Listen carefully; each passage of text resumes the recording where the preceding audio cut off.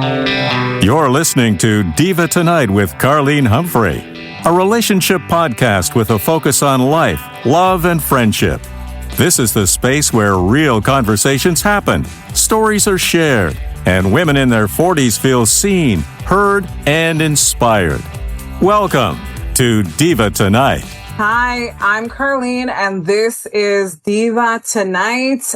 We're recording at night, but clearly it's 8:35 in the morning for Tommy Kilpatrick. He is in the Philippines. I'm a little bit shocked. I didn't expect him to be 12 hours apart, obviously, but he is the author of this book. What's the name of the book, Tommy? Forgive and Forget: How to Nuke Your Credit Card Debt. All right. That's on Amazon.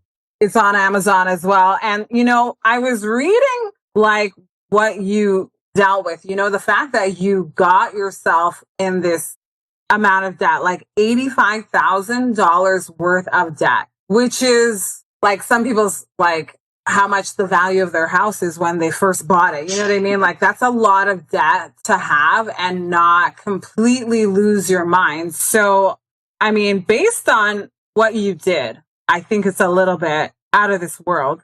The fact that you wrote a letter to the bank to get permission. When you wrote the letter, what was the whole point of doing that? Well, that's what I'm able to help you and your audience do. But what happened to me is this. I am a retired teacher and I'm an author. So I wrote a book on health and healing. And in 2004, I was given an infomercial contract. So I was being test marketed on radio, doing similar things like this, being interviewed, and we were testing to see what I would say to get the best response. It would take about 6-9 months to do that. And so I didn't have an income, but I was using my 3 credit cards. And so things were going great. And then all of a sudden, one of the talents, he got in trouble with the FTC because he made claims about weight loss that wasn't true. So they came down hard on the company and my contract was canceled. And so I was promised $100,000 a month. So $85,000 over 6 months. I'll still make $15,000. So I'll be ahead. The next month I'll be doing great. Well, that came to a crashing halt. So that put me in a little depression. And then about a month later, I kind of woke up and I was thinking about my dad being a CPA, a certified public accountant. And I was in school to be one, but I never got the credential, but I can do the work. And I realized the bank does not have an invoice. Well, an invoice is a debt instrument. So there is no debt with somebody that doesn't have an invoice. You don't pay somebody from a statement, just when they say something. And then I remember from my accounting class and banking, they had us read the book from the Federal Reserve called Modern Money Mechanics. And in there it says that the bank accepts your promissory note. Then they write numbers in your free checking account. So I know I didn't sign a promissory note. So there was no loan by the bank. My follow-up at the time was an attorney and a judge, and we had long conversations about fraud undoes all contracts. So even though you say, you use the card and you have to agree on the terms and conditions, not when it's fraud. So I had no contractual agreement with the bank. So what I did is I filed 3 federal lawsuits in Los Angeles against the 3 banks by myself. So things were going along pretty good. We were going to come up with a deposition, meaning that the bank was going to have to send an employee to my office and answer all of my questions and bring the evidence of an invoice, which they don't have, bring the evidence of a promissory note, which they didn't have. And they had to swear on the Bible and on penalty of perjury. So now if they lied, I could take them to, they could be open to jail or a fine. And so the bank didn't want that to happen. So all of a sudden I was called into federal court. The judge called me in, not the defendants, me. And he said, Mr. Kilpatrick, do you have a credit card? Oh, let me start at the beginning. We'll start in the beginning in a little minute. Do you have a credit card? Well, no, it started off as a gift card. A gift card. Open your wallet up. Pull that card out. What's it say right there? Credit card. You're an idiot. Get out of here. So he dismissed all 3 cases. So I'm going, now what? So about a month later, I looked at my credit report and all 3 banks were off my credit report. My credit score improved. I never got sued. I never got any obligation to that. So that's kind of like what happened to me. And that's what I helped other people. So yes, all it takes is a letter to the bank to ask them to close your free checking account. And you don't have to believe me. One thing I'm I'm a trying doubting to Thomas. understand is this. If you don't have a credit card with the bank, if it's like Capital One and you signed a form, you signed up to get a credit card, how are you writing a letter to them? How does that work? Ah, yes. I want to tell you is I'm a doubting Thomas. So doubt me. I invite you and your audience to not believe a single word I'm saying today. Okay. I've sent you some links in the show notes. So check it out yourself to see if what I'm saying is truthful, but send this to a CPA. Send it to someone who's had one class of accounting and they've never thought of it before, but they're going to tell you I'm right. So now we start from what's going on here. Okay. So law is language and language is law. So if you say you've got credit card debt, you've got it. I can't help you. Okay. We watch TV and we see a bank robbery in progress. They always say alleged bank robbery, right? So all I'm asking your audience to do is add one word, alleged, because it kind of implies what you were saying. Let me ask you a question. Is it possible that you, your audience, and me have been lied to, indoctrinated, and brainwashed? Is it possible? It is possible, yes. Okay, right, it's possible. So a lie is a lie, and we can tell. But what happens if it's told generationally? Your mother, father told you, this is a credit card, honey. If you don't pay, they come after you. And then their parents said it. So indoctrination is what I'm saying. If you don't question it, you have been brainwashed. So all I'm asking you to do is you and your audience to open your mind up and have the possibility of saying alleged. So now we have alleged credit card debt. Okay. So here's the fun part. There is true credit cards. Okay. You're saying like Capital One, but Capital One is from a bank. Okay. So how do you know the difference? Let's say you need tires for your car and you go to a tire store and you go in, you find out how much it's going to be. Oh my gosh, I don't have that. What you got to do, Carlene, is fill out an application for an in-store credit card and see if you'll get approved. Hey, you're approved. They put tires in your car, you drive away, and you didn't pay for those tires, did you? You didn't pay for the service to balance them and put them on your car. But at the end of the month, you're going to get a statement. That's true. And the statement has an outstanding unpaid invoice, which is true.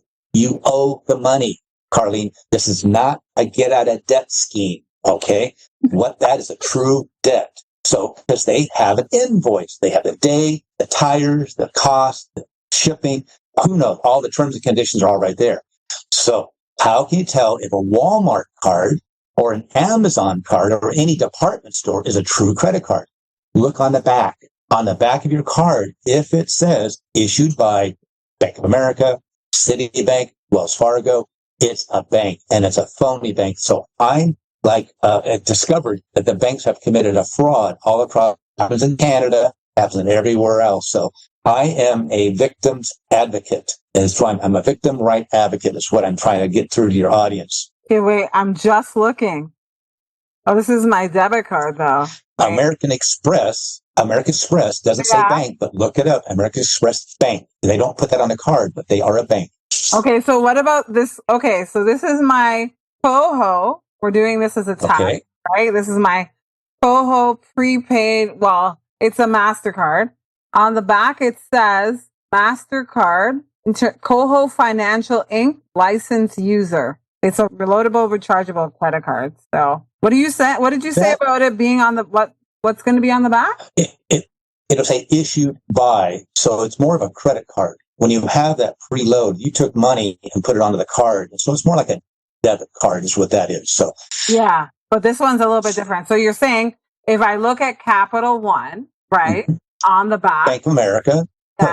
What I'm saying is Amazon, Walmart, the local department store. If you think it's a store bought credit card, it's a store issued credit card, look on the back. And if it says issued by a bank, don't believe it's a credit card from a true merchant. It's not. It's a bank card. So years ago, we would go into the general store and say, hey, Charlie, I need 5 pounds of flour and a pound of sugar and my crops are coming in a couple of weeks. Oh, yeah, I'll write it down here. And so they got a list. You don't go to Charlie and say, hey, Charlie, can I borrow $10,000? What am I, a bank? You go to the bank. So if we can agree right now that the bank never sold you tires and the bank never came out to your house and did a plumbing job, it's not possible for them to have an invoice. Okay. Now, I have an experience that probably you've never had. Because when I was in school to be an accountant, it didn't work out that way. But my first job was as an accountant. So I had the CFO, which is a CPA, walked up to me and put a finger in my face and said, if you pay from a statement, I'm going to fire you. That made a big impression on me. He said, our owners make deals all the time. So maybe they made a deal last night and that statement is not true. It's not even, we don't owe them anything. If they work deals out, or we mailed a check last week and you don't know it, and you're going to pay again, we'll never see that money again. They're going to take it and go. So you only pay from an invoice, and look over here in the corner. See how it's a department head? Okay. So someone had verified the stuff came in and says, yes, you can pay this amount. And so you only pay from an invoice. And there was recently in the news about a company, a guy made up these phony invoices, made it look like a real company, made their logo look so similar, and sent them out to Microsoft and Apple. And he got millions of dollars of payments from these phony invoices. So that's where you only pay from an invoice. The bank does not have an invoice. So now we can talk about them doing a loan. Okay. So when you go into a bank with no money, you expect to come out with money. Fill out, you want a loan. So Carlene, let me ask you a question. If you apply for a loan and you're turned down by the bank, do you still get the loan? No. No, you don't get the loan. You're denied. Okay. An application, and this is tying into what you were just saying. I applied for a credit card. I did all the forms. I filled it all out.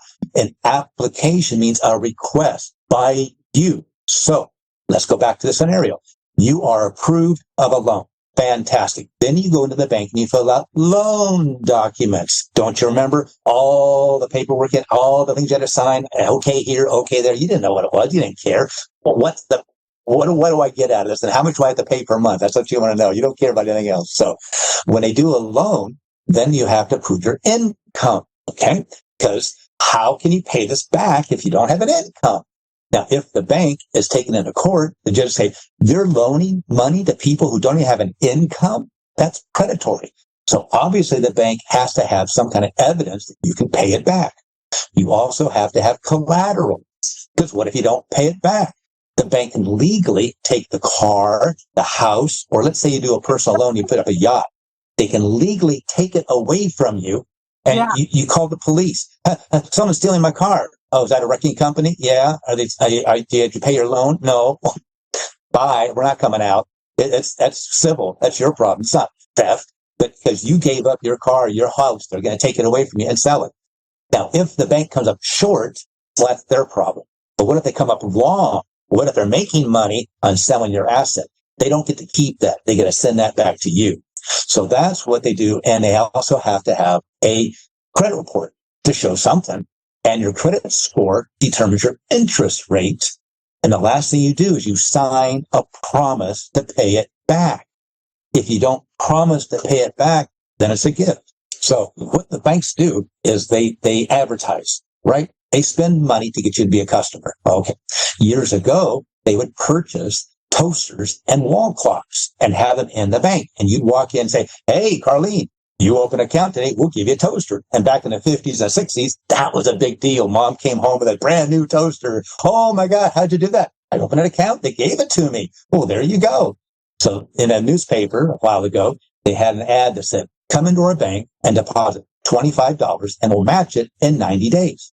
So what did I do? I took my 25, went into that bank, opened up a savings account, waited 91 days, went in and took out $50, my 25 and the $25 from the bank, right? And I closed the account. Now, let me ask you a question, Carlene. Did I rip off the bank? Did I steal from the bank? They offered it to No, they offered it to me. Hey, they're that stupid, right?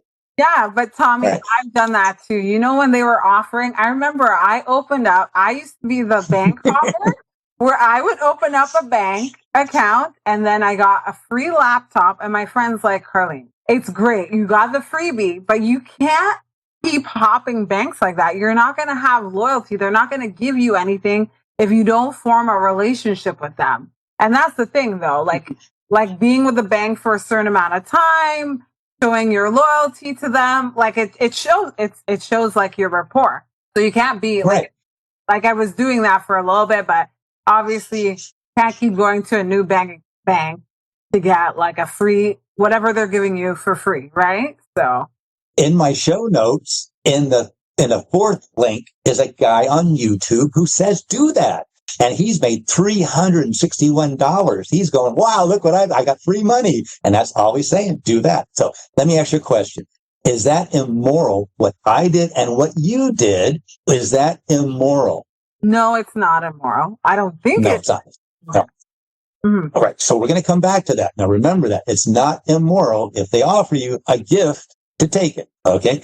It's the same thing with your $500 Capital One credit card. It's a gift card. Wait a second. What's going on here?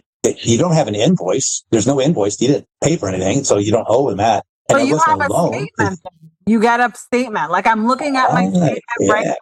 Yeah. My purchase. Okay. Yes. Yeah. So some people got a credit card in the mail that didn't even apply. You're pre-approved. Go ahead and use the card. So why would they do that? Because they want you to be a customer. They're giving you a toaster. They're giving you $25. They're giving you $500. Oh, yeah. Okay. So you got a gift card. That's my terminology. You say credit card, you won't win the argument. So you get a card in the mail. So what did you do with your card? Let me ask you right now. If I sent you a gift card for $500, you're going to buy one item. What would you want to buy free of charge? Anything in the world that you would want to buy right now?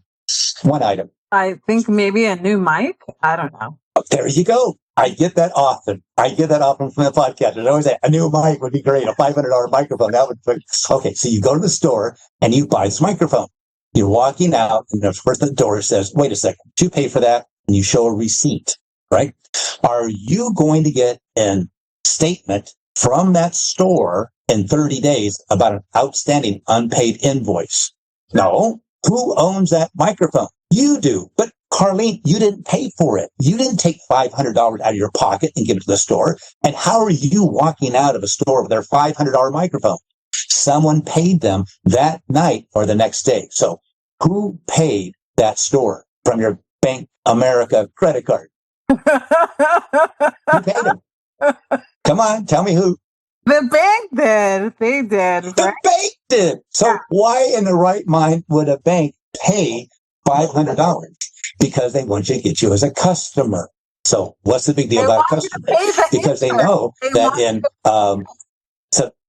if you type it up yourself, you can say, how much does the average person pay in credit card fees? And it's $23.04. So the bank knows in 22 or 23 months, they made their $500 back. And now you are paying $23 on average every month for the rest of your life at interest rates that who knows what, 79.9 is the highest one I've seen. So it doesn't matter. These are fees on a free checking account. That's my whole point. They are defrauding you. They've sent you a gift card. You went and used the gift card. Right. So what did you get at the end of the month? You got a statement from Bank of America. That's right. But remember, you don't pay from a statement. They made you think that it was a bill. You get a normal checking account. You have a monthly statement. Comes in the mail, now by email. Is that a bill? Your normal checking account? Is that a bill? But how is this a checking account? How can it be a bill? Your checking account shows your beginning balance, your deposits, your checks, your debits, any kind of fees, and you have an ending balance. That's not a bill. It's a statement. Yes. Mint means action. Yes. State means to say. They said something to you. That doesn't make it true. That's what and if you find out there's an error, hey, bank, you shouldn't have paid this. This was, so you make up, give us some evidence that there's something wrong with your account and you fix it. You go to the bank, you fix it. So this Bank of America tricked you, lied to you, and made you think that you actually had a bill. So what did you do? You're a good person. You're a moral person. You have a debt. You think you do, even lied to and doctored and was brainwashed. Hopefully you're now questioning this whole thing. So you did the right thing. And from your Bank of Toronto, you wrote a check out for $500 to Bank of America, right? Yeah. Yeah. Because if you don't, you're going to get in all kinds of trouble, late fees, and then interest, and you're going to be sued in court. You have a judgment against you. Everybody knows it's a credit card debt. You can't get out of it. Everyone's telling you that. So what do? You wrote a check out. Season 4 of Diva Tonight brings you incredible guests. honest conversations, real experiences, and lessons we can all take with us. Diva Tonight, glamour for your ears. I just have to ask this question. If I wrote a letter for the amount that I owe on my credit card right now, what would I say in that letter? First of all, how much credit is still available to you? Okay. Let's say there was 5,000 still available to you. Okay. What I would have you do as your advocate is withdraw your money out of your free checking account first before you write the letter. Because when you close your free checking account, they say, "Oh, Carly, so sad to see you leave. Here's the $3.15. This is what you have in your account." They give it to you, right? But in this case, the bank confiscates your money because it's not a credit limit. So here's what happened is you wrote a check to Bank of America from Bank of Toronto. That's the first time Bank of America has ever seen your money. Think it through. A card came in the mail. You didn't even apply for it. It came pre-approved. You used it and you got a statement. You thought it was a bill, so you wrote a check out from your Bank of Toronto to Bank of America. That's the first time Bank of America has ever seen your money, right? Okay, right. Banks are only about loans. Remember I said you have no money. You go into a bank, you expect to come out with money through a loan. When you take money and put it into a bank and leave it there, it's a loan to the bank. And that's in the show note in your first link. That's a legal website that says this is what's happening. They do not take the depositor's money and pay it out to you. In a second link is the book, Modern Money Mechanics. And in there, it mocks you. It says, of course, we don't take the depositor's money and loan it out. There wouldn't be enough. So right there, the Federal Reserve is saying they don't do that. And what you do is you are loaning your $500 to the bank, and they put that into a free checking account associated with that card. Every purchase you've made since then has been with your own money. So you put $1,000 in, you bought something for $1,000, you have zero in your account. So that's what you do. You tell them you want to close your free checking account. There's nothing in there, and bye-bye. What you want to do is have that. Let's start here. Do you have any lates on that credit card on your credit report? Okay. So we want them to remove that because it's fraudulent and make it as a good account closed by you. You don't want it to be closed by the bank. So you're asking to close that account and have it cleaned up. So it will be a good, positive thing on your credit report. So because this is not, okay, because you're explaining it as the bank, but if it's totally different, like say if it's Capital One or a separate, say it's a payday loan and you sign the loan with a payday company, then what? You know what I mean? Because that stays on your credit report. Well, my argument is that you are a victim of fraud. So this does not work for car loans. It doesn't work for automobile loans. It doesn't work for a personal loan that you put up collateral and you signed a promissory note. What I'm saying is that it's the bank issued alleged credit card is a phony card and they have lied to you. So you are a victim. So you can write a letter and it sounds pretty weak. Wouldn't you agree? Are they really going to do that? Okay. So how do you make it a little stronger? You have your CPA. So again, don't believe me. Read the show notes, take this to a CPA and have them write a letter to the bank saying, first of all, there is no invoice. If you have an invoice, send it to me. If it's accurate and true, I agree to pay it. Well, we're not trying to get out of a debt. If you've got an invoice, send it to me. You violated federal banking regulations. You failed to follow the Canadian regulations of the banks. You are issuing loans without a promissory note. That can't happen. There is no loan. And then make it even stronger. You can have an attorney or a solicitor, if it's in England or anywhere, say fraud undoes all contracts. So I do not have a contractual agreement with you, bank. You have lied to me. And so what I have is a free checking account. You have put errors on my credit report, and here's the evidence. And by the way, I've also complained to 5 state and federal authorities. So if you're a victim of a crime, where's your police reports? So I have you get the evidence, which is your credit report that shows these credit cards. That can't be a credit card, and that's a lie. So now you have evidence. You go to the authorities to have the evidence of filing a complaint. You send that to the bank. Now the bank's going to go, okay, we got 5 federal, state, authorities that are going to be asking us to respond to this person. Okay, it's going to cost them money. And then what you do is you can send them a lawsuit. What? Like my lawsuit, I lay out all the crimes they've committed. So if they sue you, they know that you're going to sue them back as a freebie. So if they sue you, you can sue them back as a counter complaint. It's a freebie. And then also an injunction. Now, before, people didn't know what I was talking about, but everybody knows Trump does one thing. What do? Run into court, file an injunction, and he stops. It stops everything. This is exactly the same thing. So the bank knows that if they sue you, you file an injunction. If you sue them, you're going to file an injunction. What that means is that the judge is going to have to see this certified copy of an outstanding unpaid invoice, which they don't have. They're going to have to send you, the judge, a certified copy of the promissory note, which they don't have. And you're also asking the bank to provide an affidavit of debt. Someone, a live body, has to swear out on a Bible that this, under penalty of perjury, that you have a debt, you have a loan, and they have the evidence. And if they don't do that in 30 days, they're in contempt of court. So what are you asking for? Clean the credit report up and close it. Click, and the bank never sees you again. And then you say, oh, it'll be banned. Well, I told you about 13 years ago, the wife said, get out and take the dog with you. It was the best thing that ever happened to me. So I traveled as a pauper. I had a vow of poverty. And so I was homeless on purpose. So I ended up not having any credit report, any credit score. So knowing I was going to come to the Philippines, I had to buy an airline ticket with a credit card. And to rent a car, I had to have a credit card. So I applied to Capital One. And they gave me, that's the important words, they gave me a $500 credit card. My score went from 0 to 520. Wait a second. How did I get that?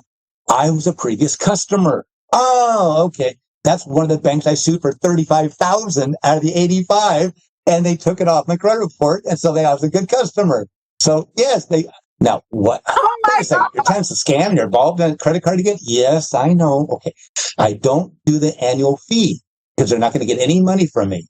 And I went from 0 score to 525 because I had a credit card on my report.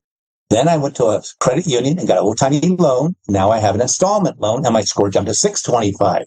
I use 10% of my credit card every month. I never pay interest, never pay late, and I'm always on time before. I'm always weeks before that because I never want to be late.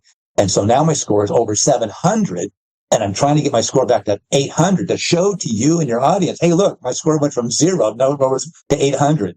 And so I can help people raise their credit score. And then if they have these alleged bank issued credit card debt, they don't have a debt. It's a fraud. So I'm able to help them get money. It just recently, a podcaster came to me and said that he had about $20,000.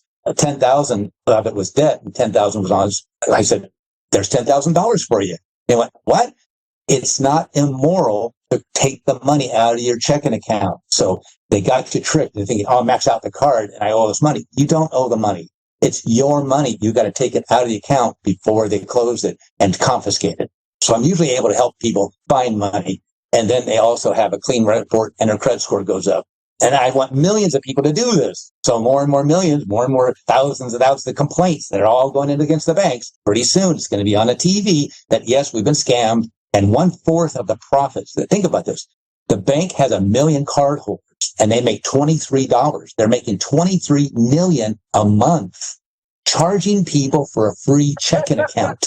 So this is about 1/4 their profits. So is this going to hurt the system? Not at all. It's just going to hurt the banks and their profit. You know, my brain is kind of in a tailspin right now. Because you know what? It's not just the banks that do this, right? So here's another thing. You know, I'm talking to Tommy Kilpatrick about, credit cards and how they work and how the bank works. And also how cell phone companies work. Because like when you get a cell phone, like if you don't pay for it outright, every month, you're going to pay the fees that the cell phone company is charging. So I bought a Samsung S22 and I didn't pay for it in full. So now every month, the cell phone company is charging me $11.30 for that phone. So I'm paying towards the balance of the actual phone. But when I do the math, they're still making more money. They're making more money off of me for that cell phone because of the fee that they're charging me. Because it's more than the actual phone in the end. So it's not just the banks alone that, Well, they have an invoice. You use their phone. You didn't buy the phone. They gave you the phone and the deal that you have to pay them monthly or whatever the deal it is. And then you use the phone. They have an invoice. They have all the phone calls you made. So there's the invoice. So this does not work for that. But I can help people who same way, just like, when you think about it, with the bank, I think the one thing that they didn't teach you in school with the bank is that the money is never there. The money that you put into that bank account is not physically there. Because if it was, it wouldn't be such an ordeal to ask for the money back. Like whenever you go to the bank and you want to close down the account, and if you have $20,000 in there, you're not getting it the same day. Somehow they have to move everything around. It's never easy to close down a bank account, right? Because like you said, if it was actually there, it wouldn't be such a huge ordeal. I'm like, why is this a thing? But like you said, it's totally different with the cell phone company that I have. Seeing is believing, because we are so conditioned by certain things, like the institution itself of the bank, the schools, and we're conditioned that if you get a credit card, you owe the money because you sign the form, you put in your name, your information, and you said yes. And so to say that you can write a letter to ask, is it better to ask the CPA to write that letter? Or is it better to write that letter yourself? Well, you write the letter yourself, and I have it already. So you just put your name in, and off it goes. And you have a CPA. We can find a CPA that has an open letter. That doesn't have to be specific to you. And we have an attorney write a letter, and that's $200 or $300. But there's also a legal shield. So they do that for $29. You can have an attorney write a letter. Or an attorney can write a letter to an open letter saying, fraud undoes all contracts. How difficult is that? And it's advertising. So the attorney is going to put his name out there. Hey, if you need an attorney, here I am. And this is an open letter. Yeah, fraud undoes all contracts. So we send that to the bank. It doesn't have to be specific to them. But then that's where we have the evidence in the complaint about that. And then also we have discovery. So the demand for production of documents, interrogatories, which are questions, admissions, and then the deposition. They definitely don't want a deposition. So the bank is going to see this brick, and we mail it not to the bank, but to the registered agent. A registered agent is the one who takes lawsuits. They're one location. They take all the lawsuits because they're being sued all the time. So they take it in, no question, and that's sent to the attorney of the bank. And the attorney's going to go, oh my gosh, this is going to take 40 hours at my 500. It's 20,000. Just click. We don't have the evidence. We want to be that puffer fish that the fish bites, we puff up, we got spikes, we go, ow, I don't want you in you.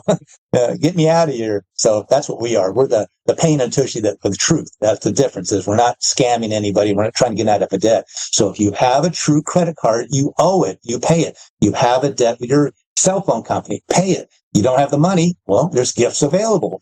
I think I have one more question, it's one of the things where I think that this will be one of those episodes that people, if they listen, they'll be just shocked because this is so hard to believe. I think even after this conversation, I'm still going to be reading this over in my mind and thinking about whether, obviously once I do the process and see the results, then I will have evidence. That's true. You know what I mean? So that's and like I said, don't believe me. Don't believe anything I had to say. Look in the show notes, do the links, read it yourself, and take this to somebody who knows.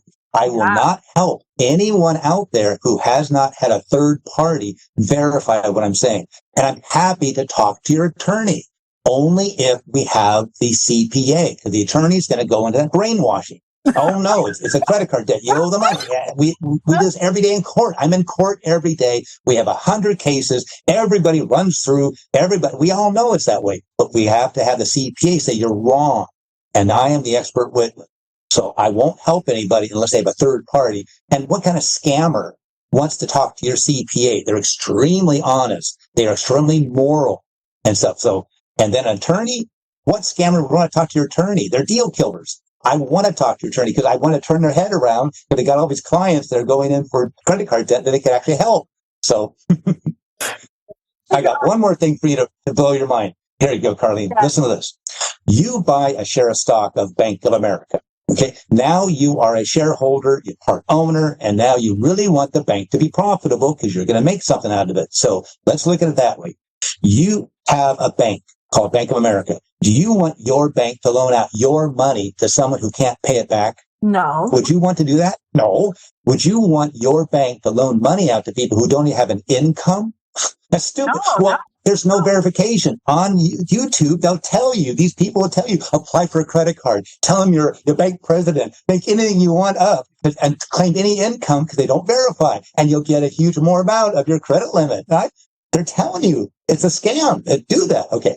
Now, here's the best question. Would you want your bank to loan money to people who don't even promise to pay it back? No. So how could it be a promise to pay it back? It's a gift. The banks are making money off the fact that, like, you accumulated all this debt and now you have interest to pay. You know what I mean? Like, in the end, like, it's not a debt. You're still brainwashed. That's okay. It's going to take a while.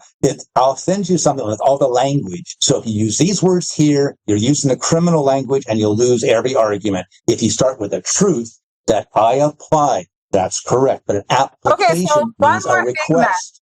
So how do I know which credit card is real debt and which one is alleged debt? Right. So we always start with the alleged, and that puts the burden on the bank to prove that there's a debt. If you don't say the word alleged, then you assume there's a debt like everybody else going to court, and they rarely ever show up. So it's automatic default judgment. Because how can you argue against this? You know it's a credit card debt. You know you owe it. So I can't help you. But if you use the word alleged, now we got to figure out which one's a true credit card you really owe it on. So you could use your, let's say, Bank of America card to buy your cell phone, and there's a gift. Tommy, this is like you said, it's like conditioning my mind to think completely outside of what I've been conditioned to believe. And obviously there's certain things in society that we don't believe because we know it's not true. But when you watch the news and when you like you've been told in school, like, and everybody believes it, it's so hard to train your mind to think otherwise. And so, yes. And you have to have the evidence. Now, you can disagree with me. Yes, of course. Feel free to disagree with me. Yes, because it's like... So disagree. Mm-hmm. No, disagree with my facts. Here's the facts. You applied, that means a request. So you didn't do a loan document, so there is no loan. The bank did not sell you tires, didn't come out to your house and do a plumbing job, so there is no invoice. So there is no invoice and there is no loan. And also, fraud undoes all contracts. So you don't have a contractual agreement. If you say you have a debt with a bank, then show me the invoice. You say you have a loan. Well, then, it's in that application. You're using the wrong word. And so the right word is you got a gift card because they want you to be a customer because they make $23. That's why they gave me, a guy who sued them for $35, a credit card because they know they're going to make $23 on average. So you can tell me I'm wrong, but show me the evidence that the bank is a truthful, wonderful partner with you, and they've always been honest and upfront with you. And so they're the people to pay with, buddies with.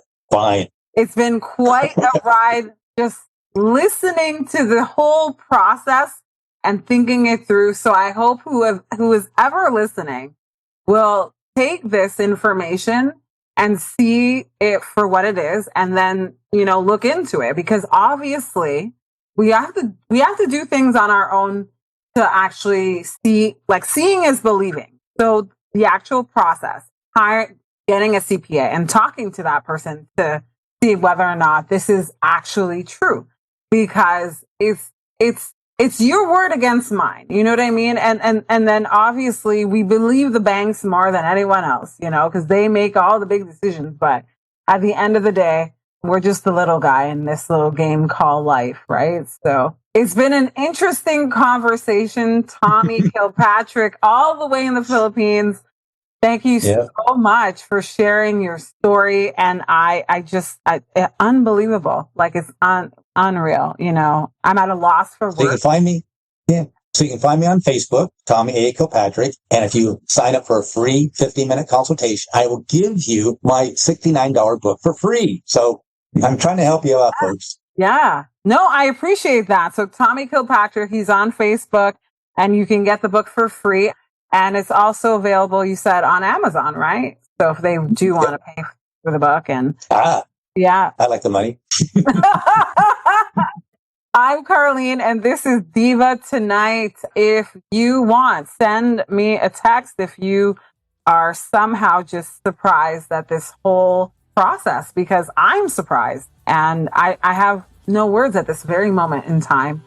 But it's a moment to reflect, right? You know? Oh, yeah. Yeah. Thank you. Thanks for listening to Diva Tonight. Follow us on Instagram at Diva on the Radio. That's Diva with 2 I's. And don't forget to follow us on TikTok at Diva on the Radio for more clips and conversations you'll love. Want to share your thoughts or send us a message? Text us anytime at divatonight.buzzsprout.com. Until next time, stay fabulous.